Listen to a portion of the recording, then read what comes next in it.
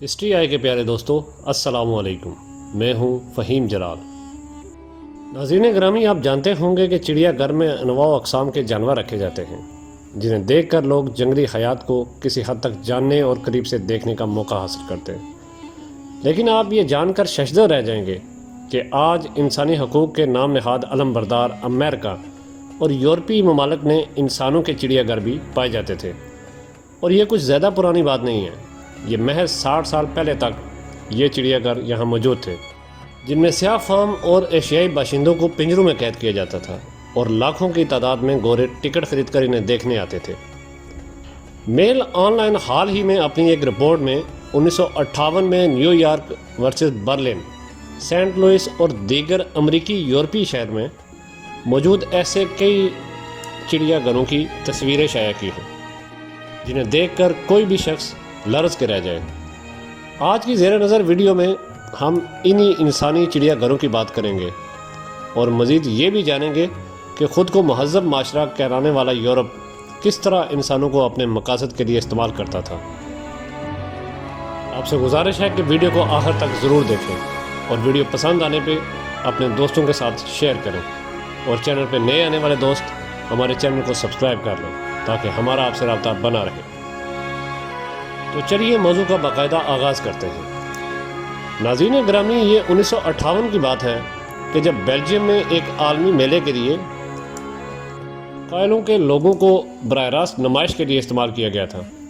جسے دنیا کا آخری انسانی چڑیا گھر کہا جاتا ہے۔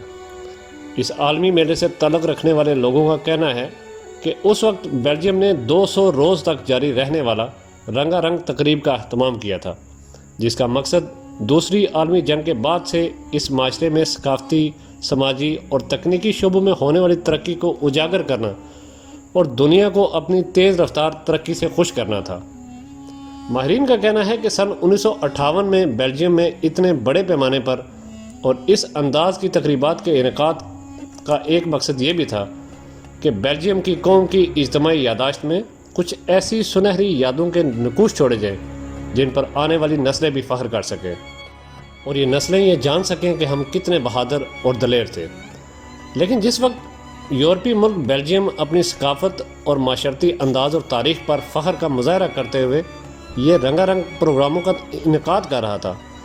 اس وقت ایک حقیقت کو ایسے نظر انداز کیا گیا جیسا کہ اس کا کوئی وجود ہی نہیں تھا، اور وہ حقیقت سیاہ فام مردوں، عورتوں اور بچوں کی ان کی آبائی ماحول کے ساتھ نمائش کرنا تھا، جسے انسانی تاریخ ہمیشہ یاد رکھے گی، کیونکہ یہ کوئی فلم یا سائنس فکشن پر مشتمل کہانی نہیں، بلکہ ایک ایسی حقیقت ہے جس کا اہتمام تہذیب یافتہ سفید فام یورپی باشندوں نے اپنے ہم نسل، ہم زبان اور ہم وطن افراد کی تفریح اور تعلیم کے لیے کیا تھا۔ ناظرین گرامی، ان قید ہونے والے لوگوں کے جسموں پر لباس برائے نام ہوتا تھا، جبکہ چڑیا گھروں کے علاوہ ان کے کرتبوں کا بھی انعقاد کیا جاتا تھا، جو لاکھوں کی تعداد میں گورے سیاحوں کی دلچسپی کا محور ہوتے تھے، اور یہ بیچارے قیدی اپنی اوٹ پٹانگ حرکتوں سے ان سیاحوں کا دل لبھاتے تھے، اور جب ان میں سے کوئی ایسا کرنے سے انکار کر دیتا تو اسے سخت سزا دی جاتی اور ایک لمبی مدت کے لیے جیل میں پھینک دیا جاتا تھا۔ یہاں تک کہ ان قیدیوں میں سے جب کوئی شخص یہ کام کرنے سے انکار کرتا تھا تو اسے ایسی ایسی بھیانک سزائیں دی جاتی تھی جن کو سن کر آج کا انسان کی روح بھی کام جائے۔ جیسا کہ جب کوئی قیدی تماشبین کے کہنے پر کام نہ کرے تو اس کے ہاتھ تک کاٹ دیے جاتے تھے، جن سے مسلسل خون رستا رہتا تھا، اور آخرکار وہ قیدی تڑپ تڑپ کے مر جاتا تھا۔ اسی طرح جب کوئی قیدی یہاں سے بھاگنے کی کوشش کرتا تھا تو اس کی ٹانگوں پر کلاڑیوں سے اتنے وار کیے جاتے تھے کہ اس کی ٹانگیں کٹ کے الگ ہو جاتی تھی،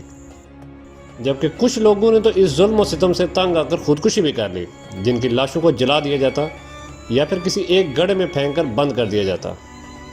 اس نمائش میں کانوں کے سیاہ فام باشندے کوٹا بینا کو بھی نمائش کے لیے پیش کیا گیا تھا، جس کے متعلق کہا جاتا ہے کہ وہ ارتقا کا مسنگ لنک ہے، اور آنے والے گورے اوٹا بینگا کا خوب تمسخر اڑاتے تھے، لہٰذا اس بے رحم نمائش پر کچھ لوگوں کی طرف سے احتجاج بھی کیا گیا، جس پر اوٹا کو رہا کر دیا گیا، لیکن اس نے ان لوگوں کے سلوک سے تنگ آ کر 6 سال بعد خودکشی کر لی۔ ان انسانی چڑیا گھروں میں بڑے مرد و خواتین کے ساتھ معصوم بچوں کو بھی جانوروں کی طرح نمائش کے لیے پیش کیا جاتا تھا اور ان سے انتہائی بے رحمانہ سلوک کیا جاتا تھا۔ ان برسوں میں موسم گرما میں بھی کافی سردی تھی، جس کی وجہ سے بے شمار لوگ نمونیا کی وجہ سے بھی فوت ہو گئے تھے۔ فوت ہونے والے افراد کی لاشیں مجموعی طور پر ایک جگہ پہ پھینک دی گئی۔ ناظرین گرامی، ابتدا میں یہ کانگو کا میوزیم کہلایا جاتا تھا، لیکن اب یہ وسطی افریقہ کا رائل میوزیم کہلاتا ہے۔ 1998 کی نمائش ایک چھوٹی سی نمائش تھی جس پر عام گاؤں قائم کیا گیا تھا، جہاں پہ کانگو لیزی باشندوں نے اپنی دستکاری اور جھونپڑیوں کے ذریعے اپنے ہٹ سجائے رکھے تھے، جبکہ کنارے پہ کھڑے سفید فام مرد و خواتین ان کا مذاق اڑاتے تھے۔ ان مناظر کے بارے میں صحافیوں نے مختلف جریدوں اور اخباروں میں رپورٹ تحریر کی ہے، جبکہ ایک اور رپورٹ میں لوگوں کے بارے میں لکھا گیا ہے کہ اکثر شائقین کو کہتے سنا جاتا تھا کہ وہ جانوروں کے باغات میں نیگلوز دیکھنے آئے ہیں۔ ناظرین گرامی، وسطی ایشیا میں کانگو وہ علاقہ ہے جو 1908 سے لے کر 1960 تک بیلجیم کالونی رہا ہے اور نو آبادیاتی نظام سے چھٹکارا پانے کے 4 سال بعد 1964 میں اسے موجودہ نام یعنی ڈیموکریٹک ریپبلک آف کانگو دیا گیا۔ 1958 تک کانگو پر بیلجیم کی حکومت تھی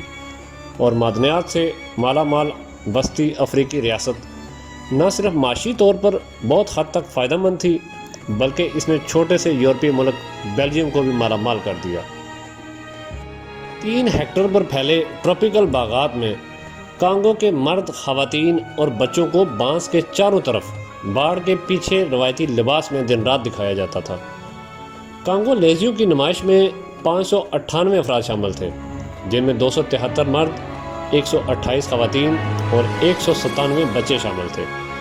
جبکہ مجموعی طور پر 183 خاندان افریقہ سے میلے کے لیے لائے گئے تھے۔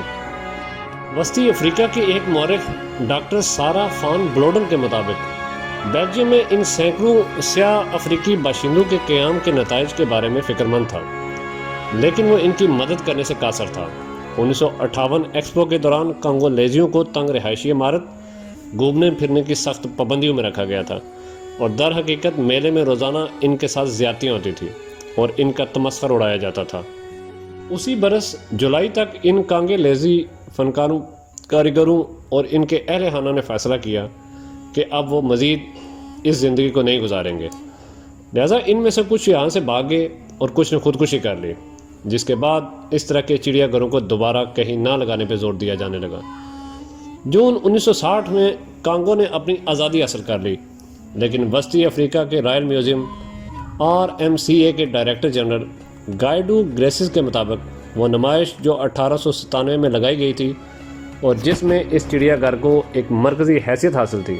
وہ تعصب کی جیتی جاگتی تصویر تھی جو اب بھی موجود ہے۔ ناظرین گرامی، یاد رہے کہ انسانی چڑیا گھر کسی بھی مغربی ملک کے لیے نیا نہیں تھا اور اس صدی کے شروع میں لندن، پیرس، اوسلو اور ہیمبرگ میں باقاعدگی سے اس کی نمائش منعقد کی جاتی تھی۔